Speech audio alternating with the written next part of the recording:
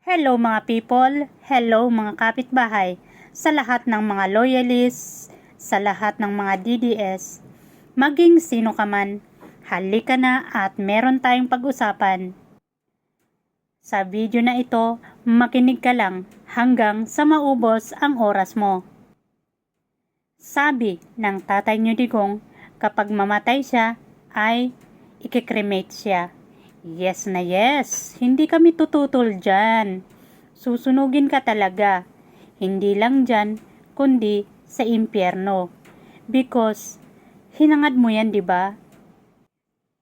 Hinangad mo na mapunta ka sa impyerno at hinangad mo na masunog ka.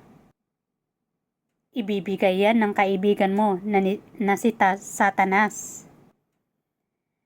Dalawa lang ang mapupuntahan natin after death, sa impyerno at sa langit. At sa dalawang lugar na yan ay may buhay na walang hanggan. Doon sa impyerno, buhay na walang hanggan na puro kahirapan ang mararanasan mo. Habulin mo man si kamatayan para mamatay ka, hindi na mangyayari yan. Dahil ang kaluluwa ay hindi namamatay. But I do hope, habang buhay ka pa, sana makonvert ka. Sana mag-isip-isip ka. Humingi ng kapatawaran, magsisi ng taimtim. Mapapatawad ka ng Diyos. Napakahaba, napakalawak, napakalalim ng pagmamahal ng Diyos sa atin. Si Satanas naman, gustong-gusto niya na malublob ka sa putikan. Yung malublob ka sa kasalanan. Para may kasama siya na magdusa doon sa impyerno. Alam niyo ba, si Hitler, yung tao na marami ang pinapatay. Sa exorcism ng simbahang Katolika, minsan isa siya sa mga demonyo na sumasanib sa mga tao. Kapag tatanungin ng exorcist priest kung sino siya, sasabihin niya, siya si Hitler. Paano kaya kung isa din si Digong na maging isang demonyo at sasanib sa mga tao, sa mga DDS? Alam natin ang ginawa niya na pagmumura sa Diyos. Si Satanas nga hindi niya minura ang Diyos, kundi takot na takot. Nasa kasulatan yan sa banal na Biblia. Nanginginig si Satanas sa takot sa Diyos. Pero si Digong, walang takot. Hindi man lang nagdalawang isip na murahin ang Diyos. At magsasalita pa siya ng out of context mula sa Bible. Nimi-mislead niya ang mga tao. Hindi naman niya nauunawaan kung ano yung meaning ng sinasabi niya. Yung naging pangulo ka, ibig sabihin yan, marami kang tao sa ilalim mo. Tapos, mali-mali pa ang iuutos mo sa kanila. Napakalaking responsibilidad yan sa Diyos. Nakakatakot ang ginawa ni Digong. Tapos ang mga supporter niya, mga followers niya, kapag nakikipaghalikan siya, nako, palakpakan sila.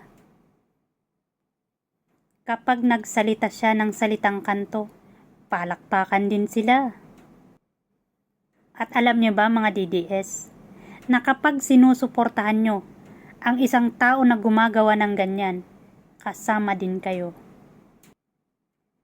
Yung sinabi ni Digong, mauna siya dun at isasama niya kayo doon sa impyerno. Pwedeng mangyari yun because you are supporting him. Isa yan na dahilan kung bakit ako nag-withdraw ng support ko kay Duterte. Believer ako ng Diyos. Tapos yung ginagawa ng tao na hinahangaan ko ay mali. Bakit ko ipagpapatuloy? Ayaw kong maging ipokrito. Yung mga pananalita ni Digong na yung parang nagmamakaawa siya or yung parang kawawa siya. Diskarte lang niya yun para makuha niya yung attention ng mga tao. Isang panloloko yun. Ipinagmamayabang niya na may mga babae siya. Pero hindi niya alam ang ginagawa niyang yun magdadala sa kanya sa impyerno. Pero sana habang buhay pa magsisi siya. Si God naghihintay lang naman para tayo ay bumalik sa kanya. Mahirap ang bumalik, lalo na kung lublob ka na talaga sa putikan. Pero kung may desire and effort ka, kayang-kaya yan. Hindi pagmamalinis ito. Dahil makasalanan din akong tao. Nobody is perfect. Nagsasabi lang ako ng totoo. I-expose natin kung paano yung kasinungalingan ni Satanas. Kasinungalingan ni Satanas na nangyari kay Digong. Pag nagsasalita si Digong, kuhang-kuha niya yung atensyon ng tao. Ganun katalino ang demonyo na nasa kanya, yung linlangin ang tao. Na sa tingin ng tao, tama dahil nasa batas. Diba minsan ginagamit ni Digong ang batas? Pero hindi naman ganun eh.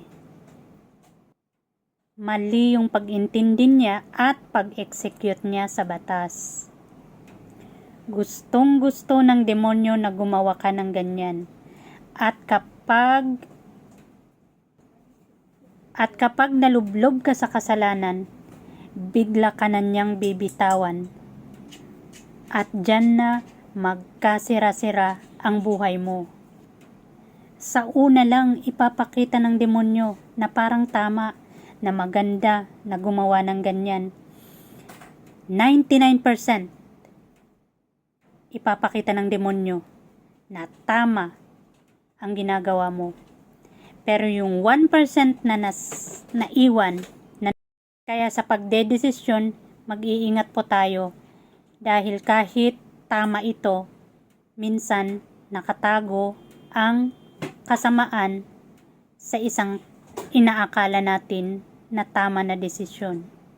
Yan lamang po at sana naubos ko ang oras nyo. Much love and God bless.